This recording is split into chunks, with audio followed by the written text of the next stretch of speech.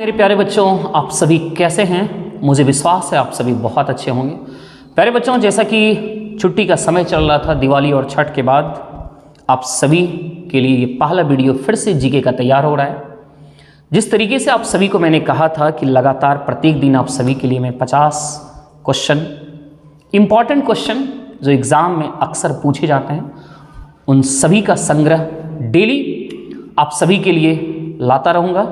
तो चलिए, छुट्टी के बाद आज पुनः फिर से इसकी शुरुआत मैं कर रहा हूँ। उम्मीद है आप सभी हमारे इस 50 क्वेश्चन को पढ़ के अभ्यास करके शायद आप एग्ज़ाम में और बेहतर कर पाएँ। तो चलिए आज का सेशन स्टार्ट करते हैं। पहला क्वेश्चन है, आकाश में तारे किस कारण टिमटिमाता दिखाई देती है? आपके पास ये 4 ऑप्शन है और 4 ऑप्शन को पढ़िए और पढ़ने के बाद आप खुद से पहले इसे सॉल्व करिए और देखिए आपसे सही हो पाता है या नहीं। राइट बच्चों? तो इसका आंसर होगा बी फॉर बिहार। इसका आंसर क्या होना चाहिए बच्चों? B for Bihar. इसका आंसर होगा बी फॉर बिहार। चलिए, अगला क्वेश्चन आपके स्क्रीन पर है, दूध का घनत्व किससे मापा जाता है? इसका आंसर आप सभी को लगाना है। तो दूध का घनत्व जो है वो मापा जाता है लैक्टोमीटर से। ओके, चलिए अगला क्वेश्चन आपके स्क्रीन पर, ऑटोमोबाइल में यात्रा की दूरी को मापने के लिए किस उपकरण का प्रयोग किया जाता है? इसका जवाब आप तमाम बच्चे फटाफट दीजिए। राइट बच्चों? इसका आंसर होगा आपका ऑडोमीटर। क्या होना चाहिए? ऑडोमीटर। यस। नेक्स्ट क्वेश्चन आपके स्क्रीन पर ये रहा, सबसे अधिक विविधता किस प्रकार के जनन में होती है?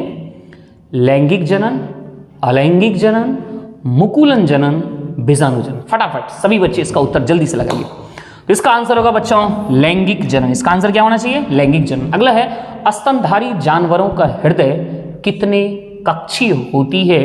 2, 3, 4 या फिर 5? फटाफट आप लोग सोचिए और बनाने की कोशिश करिए। तो इसका उत्तर होगा बच्चों सी यानी 4। सही है? ओके। नाउ नेक्स्ट बच्चों, किस संघ के प्राणी अगतिशील होता है? आपके 4 ऑप्शन है, 4 ऑप्शन को पढ़िए और फटाफट आंसर टिक करिए। इसका आंसर होगा आपका सी, पोरीफेरा। क्या होगा बच्चों? पोरीफेरा। अगला है, किसे मानव शरीर का सैनिक कहा जाता है? बहुत ही फेमस क्वेश्चन है, अक्सर एग्जाम में पूछता रहता है। जल्दी से फटाफट सभी बच्चों उत्तर लगाओ। इसका आंसर होगा WBC। क्या होगा?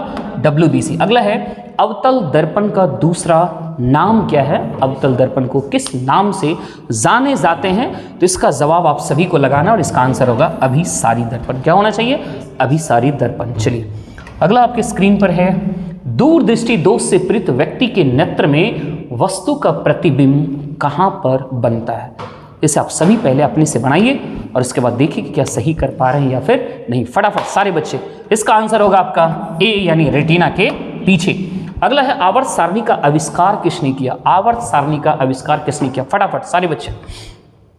इसका आंसर होना चाहिए आपका D for Delhi, Dmitri Mendeleev ने, है ना। अगला क्वेश्चन बच्चों, उत्तल दर्पण का दूसरा नाम क्या है? उत्तल दर्पण का दूसरा नाम क्या है? तो उत्तल दर्पण का दूसरा नाम है अपसारी दर्पण। क्या है? अपसारी दर्पण। जी के मान में ऊंचाई में कमी के साथ क्या परिवर्तन होता है? यानी जी का मान जब आप ऊंचाई बढ़ेंगे, सॉरी ऊंचाई में कमी जब होगा तो क्या परिवर्तन होगा? तो निश्चित रूप से क्या होगा? कमी के साथ क्या परिवर्तन होता है? जी के मान में। अच्छा, जी का मान में क्या परिवर्तन होगा जब हम ऊंचाई में क्या होगा? कमी आता जाएगा तो क्या होगा? ये बढ़ता जाएगा। ये बी होना चाहिए बच्चों, है? बिल्कुल सही है। चलिए अगला क्वेश्चन है आपका, मेथनॉल क्या है? मेथनॉल के बारे में फटाफट सारे बच्चे बताइए कि मेथनॉल है क्या? तो मेथनॉल जो है आपका वो क्या है? वो क्या है? अल्कोहल है ना। मेथनॉल आपका क्या है? अल्कोहल है। यस। अगला आ जाओ बच्चों। नेक्स्ट क्वेश्चन है, यीस्ट अपना प्रजनन किसके द्वारा करता है?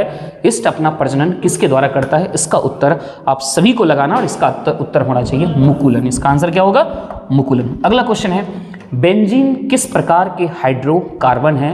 बेंजीन किस प्रकार के हाइड्रोकार्बन है? जल्दी से फटाफट इसका उत्तर लगाओ बच्चों। इसका आंसर होना चाहिए आपका असंतृप्त। क्या होना चाहिए? असंतृप्त। अगला है, चमगादड़ अपने मार्ग का पता लगाने के लिए किसका प्रयोग करती है? ये किसका प्रयोग करती है? तो इसका आंसर होगा आपका ए, अल्ट्रासोनिक तरंग का। राइट। चलिए नेक्स्ट है आपका अनबुझे चूने का रासायनिक सूत्र क्या है? अनबुझे चूने का रासायनिक सूत्र बताना है। इसका रासायनिक सूत्र है आपका CaO। सही है, CaO। आइए नेक्स्ट क्वेश्चन है, भारत में जनगणना कितने वर्षों के अंतराल पर की जाती है? तो ये किया जाता है बच्चों कितना, 10 वर्षों के अंतराल पर। अगला क्वेश्चन है, सर्वोच्च न्यायालय किस अनुच्छेद के तहत रीट जारी करता है? रीट जारी करता है किस अनुच्छेद के तहत? तो इसका उत्तर आप सभी को लगाना है। इसका उत्तर क्या होना चाहिए बच्चों? अनुच्छेद 32, है ना। इसका आंसर क्या होगा? अनुच्छेद 32। यस। अगला क्वेश्चन,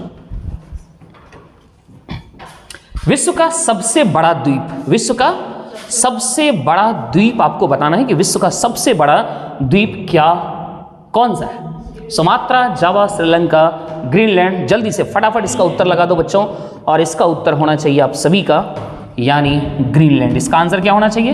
ग्रीनलैंड। ठीक है। अगला क्वेश्चन है, सुल्तान अजलन शाह कप का संबंध किस खेल से है? Cricket, tennis, hockey, football. इसका आंसर होना चाहिए हॉकी। इसका आंसर होगा हॉकी। गुड। नेक्स्ट क्वेश्चन है, लोकसभा के सभापति अपना इस्तीफा किसके पास भेजता है? किसके पास भेजता है? इसका आंसर जल्दी से फटाफट लगा दो बच्चों। इसका आंसर होगा आपका उपसभापति। क्या होना चाहिए? उपसभापति ना? सही है ना? बिल्कुल। चलिए अगला क्वेश्चन है आपका, बेकिंग सोडा का सूत्र क्या है? बेकिंग सोडा का सूत्र बताना है आप सभी को। बेकिंग सोडा का जो सूत्र है वो क्या होना चाहिए बच्चों? बताओ। इसका आंसर होगा NaHCO3। बिल्कुल सही। अगला है, पाल साम्राज्य के संस्थापक कौन हैं? धर्मपाल हैं कि गोपाल हैं कि देवपाल हैं या फिर रामपाल हैं? तो इसका आंसर होना चाहिए आपका B for Bihar, Gopal.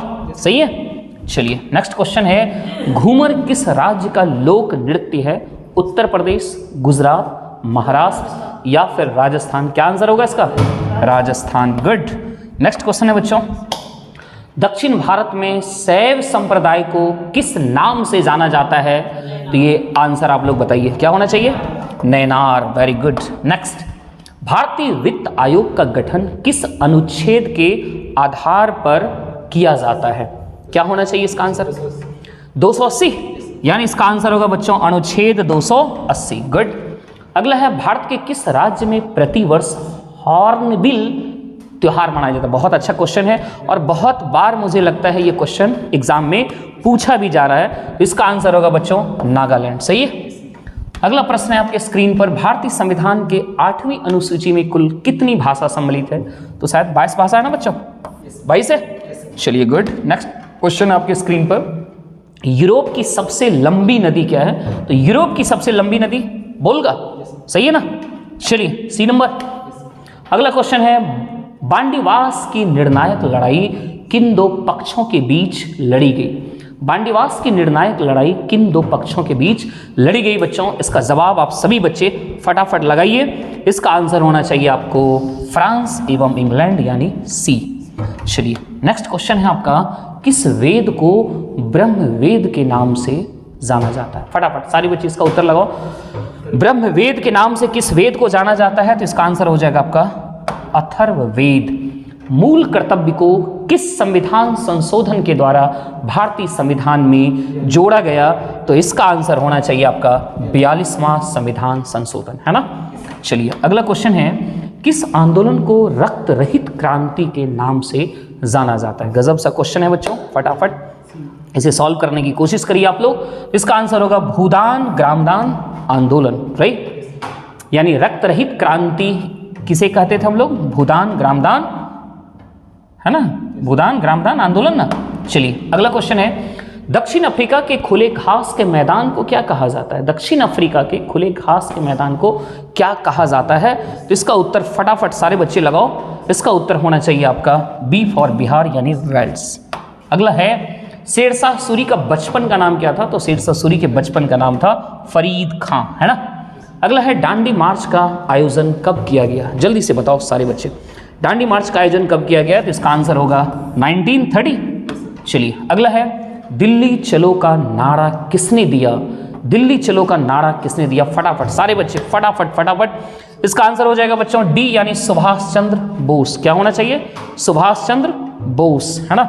Next अगला है, भारत में ग्राम पंचायत का जन्मदाता किसे माना जाता है? Cornwallis, Lord Clive, Lord Dalhousie, Lord Ripon. जल्दी से इसका आंसर लगाओ फटाफट सारे बच्चे। तो इसका आंसर होना चाहिए आपका क्या? डी फॉर दिल्ली, यानी लॉर्ड रिपन। क्या होना चाहिए? Lord Ripon. अगला है आपका क्वेश्चन बच्चों। ओह शिट, थोड़ा सा वेट कर लेना बच्चों, जस्ट वेट। ये सीरीज है ना, कहाँ थे हम लोग? कितने नंबर में? 39 पर थे हम लोग।